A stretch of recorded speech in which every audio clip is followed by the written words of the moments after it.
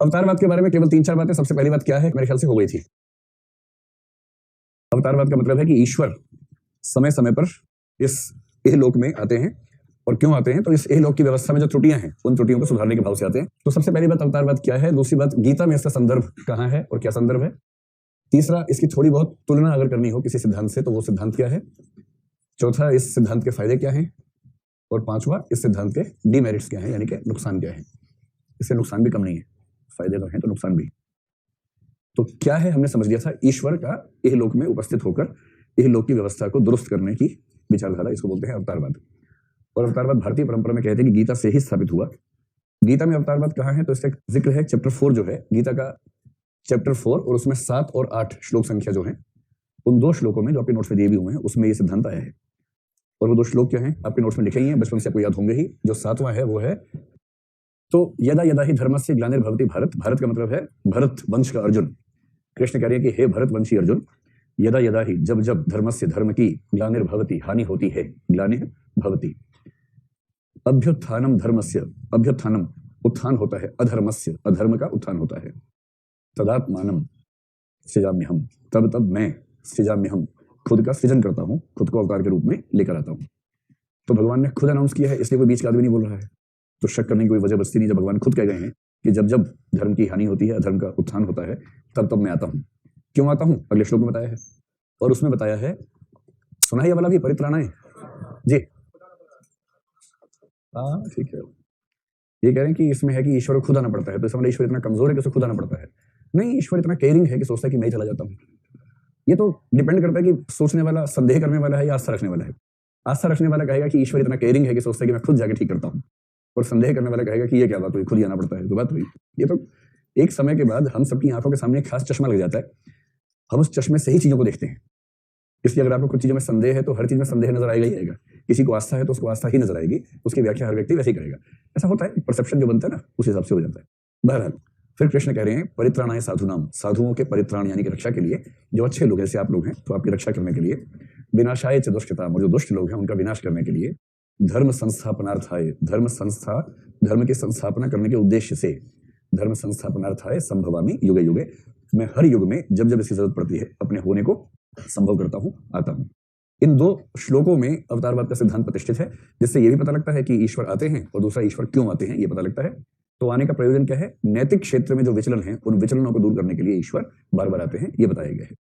ये अलग बात है कि बाद के लोगों ने कृष्ण की छवि ऐसी बना दी कि कृष्ण खाली गोपियों के साथ खेल खेलने के लिए आते हैं, लेकिन गीता में कम से कम कृष्ण की छवि बहुत अच्छी है। बाद में कृष्ण की छवि कुछ लोगों ने, विशेष रूप से वैष्णव वेदांत के लोगों ने खराब कर दी। सवाल है कि यह विचार क्या केवल हिंदू धर्म में है, केवल गीता में है, या कुछ कुछ ऐसा विचार किसी और धर्म में भी है। ऐसा विचार एक तो है ईसाइयत में। आमतौर पर जो सामी धर्म है, सामी धर्म का मतलब यहूदी, ईसाई, मुसलमान यानी इस्लाम, आमतौर पर सामी धर्मों में एक ईश्वर, एक पैगंबर, एक पुस्तक, ये नियम चलता है। तो तीनों धर्मों के केंद्र में एक ही ईश्वर की धारणा होती है, एक से ज्यादा ईश्वर नहीं होते हैं। पैगंबर भले एक से ज्यादा हो, लेकिन वो एक को, मूल मान्यता एक को मिलती है। जैसे ईसाइयत में पैगंबर आप ईसा मसीह को मान सकते हैं, जैसे यहूदी धर्म में जो मोसेस हैं या मूसा हैं, हजरत मूसा हैं, उनको मान सकते हैं, और इस्लाम में मोहम्मद पैगंबर को मान सकते हैं। जबकि तीनों धर्म एक ही परंपरा के हैं, इसलिए कुल पैगंबरों की संख्या 28 के आसपास मानी जाती है, पर हर धर्म एक को केंद्र में रखता है। तो एक ईश्वर, एक पुस्तक, एक पैगंबर, ये सामी धर्मों की मूल विशेषता मानी गई है। ईसाइयत थोड़ी सी अलग है इस मामले में। यहूदी धर्म में जो ईश्वर है बहुत गुस्सैल किस्म का है, आक्रामक है, वो भक्तों को या मनुष्यों को दंड देता है। और ये ध्यान रखना कि बाइबल का जो शुरुआती हिस्सा है, वो शुरुआती हिस्सा दोनों धर्म मानते हैं।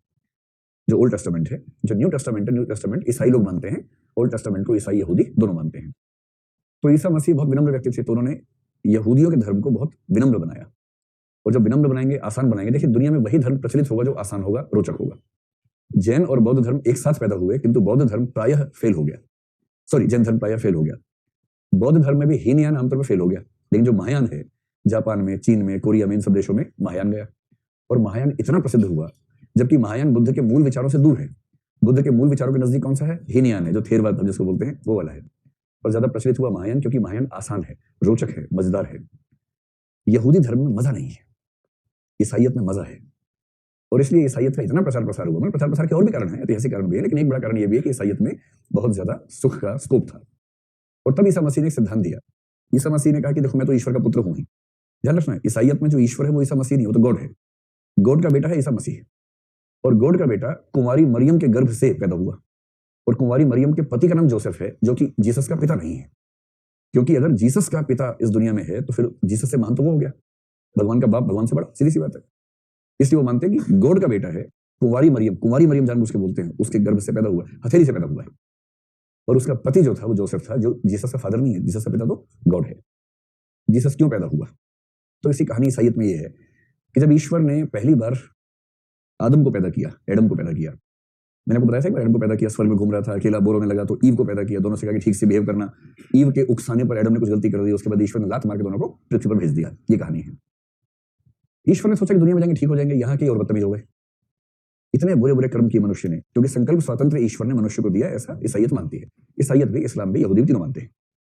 जब पाप बहुत बढ़ गए तो ईश्वर को लगा कि अब मैं कैसे ठीक करूं, तो अंत में ईश्वर ने सोचा, अपने बेटे को भेजा, जीसस को, कहा कि बेटा तुम सबके पाप अपने सिर पर लेकर अपनी बलि दे देना, ताकि इन सबके पाप खत्म हो जाएं और ये वापस स्वर्ग में आ सके मनुष्य लोग। ये धारणा है, क्योंकि यहूदियों में एक बड़ी खराब धारणा थी, और वो ये थी कि ईश्वर दंड तो देगा ही देगा, ईश्वर हिसाब तो बराबर करेगा ही करेगा, लेकिन हिसाब बराबर करने में एक पॉइंट है, और वो पॉइंट ये है कि यदि किसी ने गलत कर्म किया है तो उसके बुरे कर्म किसी और पर शिफ्ट हो सकते हैं। ये संभावना उसमें थी, और उस संभावना को मानने के लिए उन्होंने एक कल्पना कर ली कि जैसे मान लीजिए बुरा आदमी है, उसने पाप किए हैं, उस पाप को दूर करने के लिए क्या करना होगा? बलि देनी होगी। और बलि किसकी देनी होगी? अगर बलि किसी ऐसे पशु की दी जो खुद पापी किस्म का है, एक पापी का पाप काटने में पापी पशु की ही बलि दी तो पाप कटाई नहीं, क्योंकि वो तो खुद पापी था। तो यहूदियों में कंसेप्ट आया, जितने मासूम जानवर की बलि दोगे, जिसने पाप किया ही ना हो, उसकी बलि से हमारा पाप कट सकता है। इसलिए आप देखेंगे कि ईसा मसीह की जो फोटो, मतलब जो पोस्टर चलते हैं ईसाई देशों में, अक्सर उनके हाथ में छोटा सा मेमना होता है। वो मेमना इस बात का प्रतीक है कि यहूदी उस मासूम से मेमने को, उनकी क्या नजर थी, जैसे ही पैदा हो उसकी बलि दो, क्योंकि उसने कोई पाप नहीं किया होगा, और उसकी बलि देने से हमारे पाप कट जाएंगे। ईसा मसीह ने कहा क्या बदतमीजी है, इतना छोटा सा बेचारा मासूम सा पशु है, आप उसकी बलि दे रहे हो, कितना क्रूर कार्य है, ऐसा क्यों करते हो? तो बलि की धारणा पशुओं की ईसाइयत ने कम कर दी, लेकिन वो धारणा पूरी छूटी नहीं। ईश्वर ने ईसा मसीह से कहा कि तुम अपनी बलि देकर मनुष्यों के पाप दूर कर दो। ईसा मसीह आए, प्रसिद्ध हुए, लोग पसंद करने लगे। जैसे बुद्ध बहुत स्मार्ट थे, कृष्ण बहुत स्मार्ट थे, वैसे जीसस बहुत स्मार्ट आदमी थे, लोग उनके दीवाने हो गए बहुत ज्यादा। और अंत में जब रोमन साम्राज्य नहीं झेल पाया उनको, तो उनको मारने का आदेश मिला। तो मारा इसलिए गया कि वो धर्म के क्षेत्र में गलत हरकतें कर रहे थे, क्रूसीफाई किया। और जब क्रूसीफाई किया, कीलें ठोकी उनके हाथ पैर में, पता ना, कुछ जो क्रूसीफाई करते तो कील ठोकते हाथ पैर में। तो एक प्रश्न उठता है ईसाइयत में कि ईश्वर जिसकी मर्जी के बिना पत्ता भी नहीं हिल सकता, उसके बेटे का क्रूसिफिकेशन इस दुनिया के मनुष्यों ने कर दिया, ये कैसे हो सकता है? अगर ईश्वर चाहता तो किसी में दम था इतना? अगर ईश्वर चाह लेता तो किसी के पापों में भी दम था इतना कि वो ईश्वर के बेटे को क्रूसिफाई कर दे? इसका मतलब ईश्वर खुद चाह रहा था कि ऐसा हो, और योजना थी कि सभी पापों का बैलेंस हो जाएगा जब इतना अच्छा नेक दिल ईश्वर पुत्र बलि पे चढ़ेगा। उनकी बलि हुई, 3 दिन बाद वो पुनः व्यक्त हुए, लेकिन उनकी बलि के बावजूद सारे कर्मों का बैलेंस खत्म हो नहीं पाया, और इसलिए मनुष्य यहीं रह गया। योजना थी कि चला जाएगा वापस। इसलिए ईसाइयों में आज भी यह विश्वास है कि सेकंड जीसस आने वाले हैं। ध्यान रखना, जो पक्के ईसाई हैं, कभी अपन से बात करेंगे तो ईसाइयों में सेकंड जीसस का इंतजार चल रहा है आजकल। जैसे हिंदुओं में मोदी जी के आने से पहले 10वें अवतार का चल रहा था, अब तो फाइनल हो गया कि यही है, लेकिन उसके पहले ये था कि कल की अवतार आने वाले हैं। तो हिंदुओं में माना गया कि 10 अवतार होंगे, 9 हो चुके थे, तो 10वां अवतार ध्यान रखिएगा, वो कल की अवतार कहलाता है। और कल की अवतार की विशेषता होती है कि वो कलयुग में पैदा होता है।